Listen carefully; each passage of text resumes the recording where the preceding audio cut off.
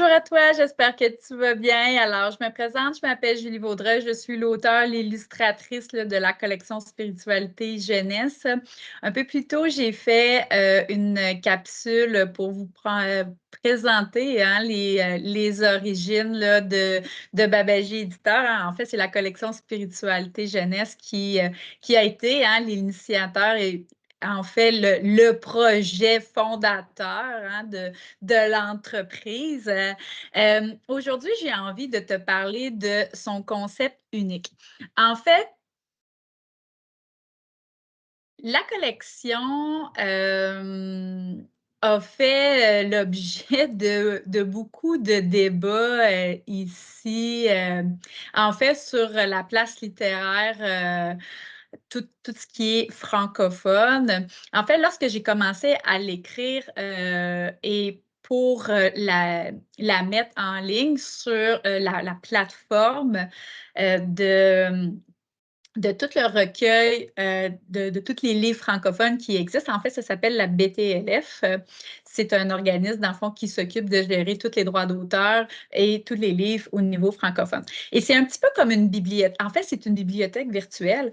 Et cette bibliothèque-là, dans le fond, c'est qu'elle catégorise les livres par rapport au nombre de mots, si aussi il y a des images. Et elle a aussi, au même titre que quand là, on va à la bibliothèque, donc, tu sais, il faut chercher un livre sur la spiritualité, aller dans rangée B, Y, telle tablette. Donc, c'est un petit peu la même chose au niveau de la BTLF, mais virtuellement. Donc, il y a des catégories. Alors que j'étais à faire le premier livre, Olivier, la naissance d'une âme, lorsque j'ai fait l'inscription pour déposer l'image de marque de la collection Spiritualité Jeunesse, en fait, la BTLF n'était pas en mesure de la classer de façon adéquate. En fait, c'est qu'il n'existait pas de, de catégorie de spiritualité pour la jeunesse. En fait, il y a une multitude de livres pour tout ce qui est parents, accompagnateurs, même les approches avec les enseignants, mais il n'y avait absolument rien pour tout ce qui en touchait, tout ce qui touchait la jeunesse. Et en fait, pendant 1 an et demi, la collection a été catégorisée avec ce qu'on appelait ses croyances et religions. Et là, moi, je faisais vraiment valoir mon point, puis je leur disais, non, ça ne marche pas, c'est vraiment spiritualité, jeunesse, c'est vraiment autre chose, tu sais, que de la religion. Puis longtemps, je pense que, justement, on a été... il y a certaines croyances, tu sais, et traditions qui ont été transmis de génération, mais ici, c'est vraiment une collection de développement personnel, mais avec des outils qu'on utilise dans le multidimensionnel. Donc, tu sais, moi, je pars vraiment de l'idée qu'on est des âmes incarnées, donc des âmes venues ici à bord d'un corps terrestre. Et à partir de là, nous avons l'occasion de vivre de nouvelles aventures. Donc, tu sais, l'idée de la collection est vraiment partie ici.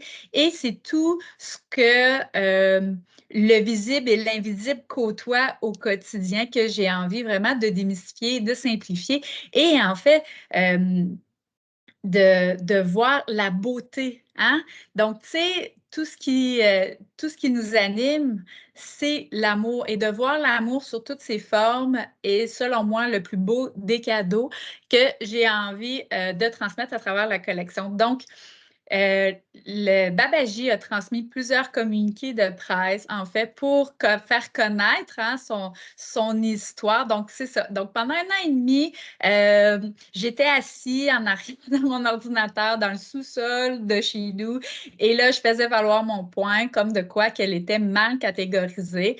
Et ma voix s'est fait entendre et j'étais vraiment contente. Est-ce que j'ai eu vraiment une belle collaboration avec l'équipe de la BTLF? En fait, c'est qu'ils ont vraiment constaté qu'ici, il y avait un gap, il y avait un marché qui n'avait pas été développé. Et donc, mon point était très important parce qu'en fait, tout ce qui se retrouve dans les bibliothèques, tout ce qui se retrouve adulte, bien sûr, là, au niveau des enseignements, là, devrait être aussi disponible pour la jeunesse, selon, bien sûr, là, les différents projets littéraires. OK? Donc, ici, mon point a été amené dans des différents conseils d'administration qui ont admis, bien sûr, que religion et croyance en 2000, ben, à l'époque, c'était en 2020 et finalement, c'est officialisé en 2023. Donc, le temps que la BTLF puisse refaire leur catégorie, il y a eu tout aussi une implantation de fondation au niveau du système informatique. Hein, on apporte l'idée, il y a des changements qui se font, il y a la patience aussi. Puis l'équipe a travaillé exceptionnellement sur le projet. Et c'est en mars 2023 que j'ai eu vraiment le OK en me disant, Julie, oui, ça l'a passé. Effectivement, c'était approuvé en Allemagne et maintenant, il y a une catégorie pour la jeunesse qui s'appelle parapsychologie, psychologie, spiritualité, religion et croyances. Mais en fait, ici, c'est qu'on rouvre la voie. Puis je suis vraiment fière hein, d'avoir participé à cette ouverture-là. Et en fait, c'est la collection Spiritualité Jeunesse qui est l'initiateur, qui est le projet premier hein, à cette nouvelle voie, aux nouveaux auteurs hein, qui vont désirer publier des livres tout aussi inspirants que les miens. Donc, ça ici, ça fait partie de l'histoire de Babaji. Et en fait, ici, pourquoi que je dis que c'est un concept unique, c'est que c'est à la fois des enseignements, du nouveau vocabulaire, mais aussi on initie les enfants avec la lithothérapie, avec les différentes activités interactives à travers chacun des ouvrages que je décortique dans d'autres capsules, OK? Donc, elle est, elle est audacieuse, avant-gardiste. Donc, ici, c'est à titre informatif, bien sûr, ça ici, c'est le 4e tome, mais ça fait l'objet d'une autre capsule, OK? Mais je veux juste vous expliquer que chacun des livres, en fait, bien que tous les livres sont conçus, tous les dessins hein, sont conçus là, à la main. Donc, c'est moi qui l'ai fait avec pastel gras, crayon de bois et peinture acrylique. Donc, je mélange un peu tout ça. Donc, sachez que dans chacun des ouvrages, vous allez avoir, je ne sais pas si vous voyez bien, des mots en caractère bleu.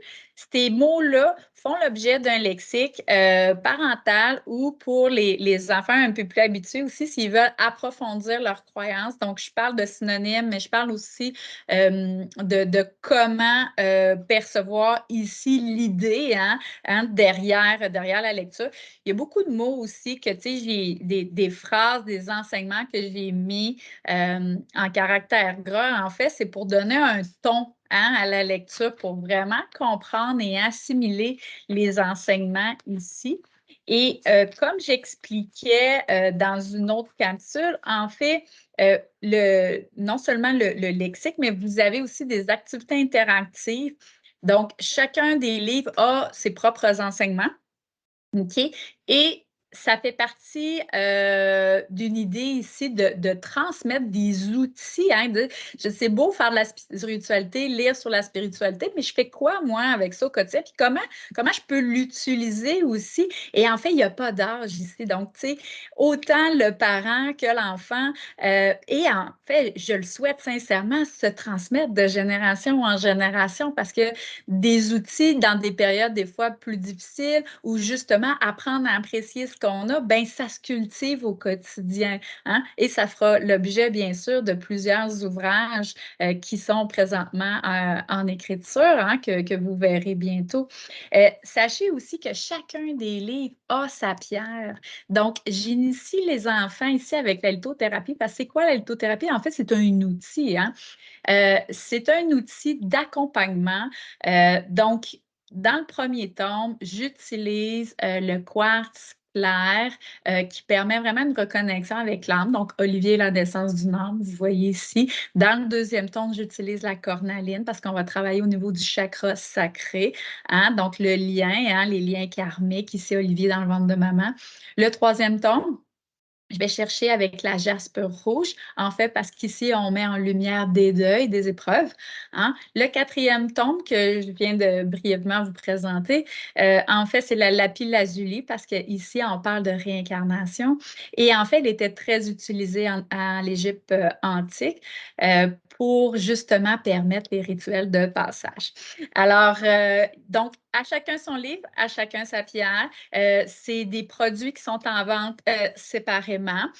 Donc, vous pouvez les utiliser comme un collier. Vous pouvez aussi les utiliser comme un pendule, si vous le voulez.